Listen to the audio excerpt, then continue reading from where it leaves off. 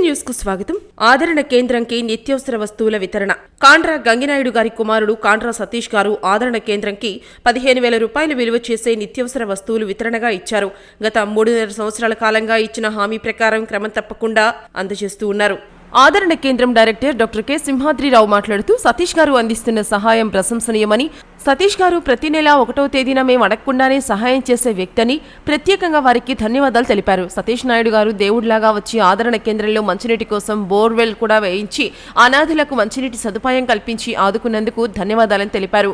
ఈ కార్యక్రమంలో సతీష్ నాయుడు ఫాలోవర్స్, ఆదరణ కేంద్రం డైరెక్టర్ కట్టిపల్లి సింహాద్రిరావు, భవానీ తదితరులు పాల్గొన్నారు. అందరికీ నమస్కారం.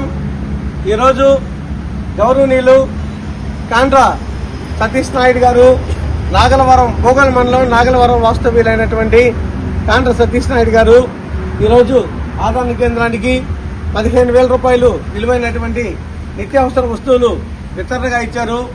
హైదరాబాద్ లో బిజీగా ఉన్న సతీష్ నాయుడు గారు ఆదరణ కేంద్రాన్ని గుర్తుపెట్టుకొని 5వ తేదీ రాగానే గత 3 సంవత్సరాల నుంచి నిత్యావసర వస్తువులు ఇస్తూ ఉన్నారు. ఆయన ముందుగా మేము అడగకుండానే ఆయనే వస్తువులు రెడీ చేసి మీరు వస్తువులు ఆదరణ కేంద్రానికి వస్తున్నాయి తీసుకోండి అని చెప్పేటటువంటి గొప్ప మనసు ఉండేటటువంటి వ్యక్తి సతీష్ నాయుడు గారు.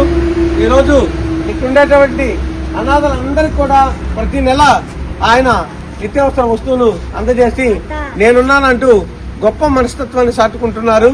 ఆయనకి భవానీ ఎడ్యుకేషనల్ సొసైటీ తరఫున ధన్యవాదాలు తెలియజేస్తున్నాం.